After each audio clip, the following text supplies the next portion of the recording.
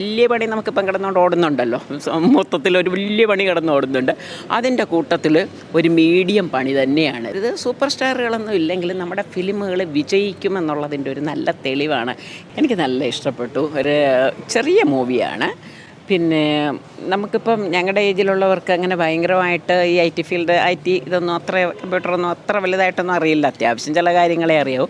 അപ്പം നമുക്ക് മനസ്സിലായത് സൂക്ഷിക്കണം. ഒരുപാട് കാര്യങ്ങൾ ഇതിൻ്റെ പിന്നിൽ നമുക്ക് ചെയ്യാൻ പറ്റുമെന്നുള്ള ഒരു കാര്യം നമുക്ക് മനസ്സിലാകുന്നതാണ്.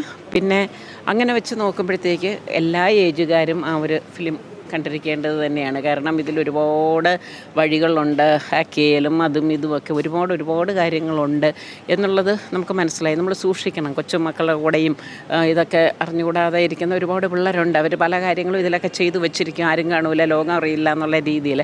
അപ്പോൾ അത് നമുക്ക് ആർക്ക് വേണോ ചെക്ക് ചെയ്യാം, ആർക്ക് വേണോ കാണാം, ആർക്ക് വേണോ വെളിയിലാക്കാം എന്നുള്ളത് കൂടെ നമുക്ക് മനസ്സിലാക്കാൻ പറ്റുന്ന ഒരു പിക്ചറാണ്. പിന്നെ എനിക്ക് ഭയങ്കര രസമായിട്ട് തോന്നിയ ഒരു വലിയ പണി നമുക്കിപ്പം കിടന്നുകൊണ്ട് ഓടുന്നുണ്ടല്ലോ, മൊത്തത്തിൽ ഒരു വലിയ പണി കിടന്ന് ഓടുന്നുണ്ട്. അതിൻ്റെ കൂട്ടത്തിൽ ഒരു മീഡിയം പണി തന്നെയാണിത്. പിന്നെ വേറൊരിത്, സൂപ്പർ സ്റ്റാറുകളൊന്നും ഇല്ലെങ്കിലും നമ്മുടെ ഫിലിമുകൾ വിജയിക്കുമെന്നുള്ളതിൻ്റെ ഒരു നല്ല തെളിവാണ്. കാരണം അതിലും നമ്മളെ പുതിയ 2 കുട്ടികളായിരുന്നു വന്നത്. ഇതിലും നമ്മുടെ ഇച്ചിരി പഴയ ഒരു പയ്യനാണ്, നമ്മളെ പ്രേമലുവൊക്കെ അഭിനയിച്ച, അല്ലേ, പ്രേമലു അതൊക്കെ അഭിനയിച്ച പയ്യനാണ്. പക്ഷെ അവൻ ഭയങ്കര നന്നായിട്ട് ആ ഫിലിം മൊത്തം ഓടിച്ച് ലീഡ് ചെയ്ത് കൊണ്ടുപോകുന്നുണ്ട്. അപ്പം പിള്ളേരുടെ കാലമാണ് ഇനി. നമുക്ക് ആഗ്രഹിക്കാം ഒരുപാട് പുതിയ കൊച്ചുങ്ങൾ വരും. അവരെല്ലാം നല്ല അടിപൊളിയായിട്ട് നമ്മുടെ സിനിമാ ലോകത്തിനെ പിടിച്ച് നിർത്തും എന്നുള്ള ഒരു സന്തോഷമുണ്ട്.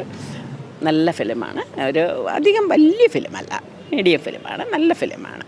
ഒരു മീഡിയം പണിയാണ്.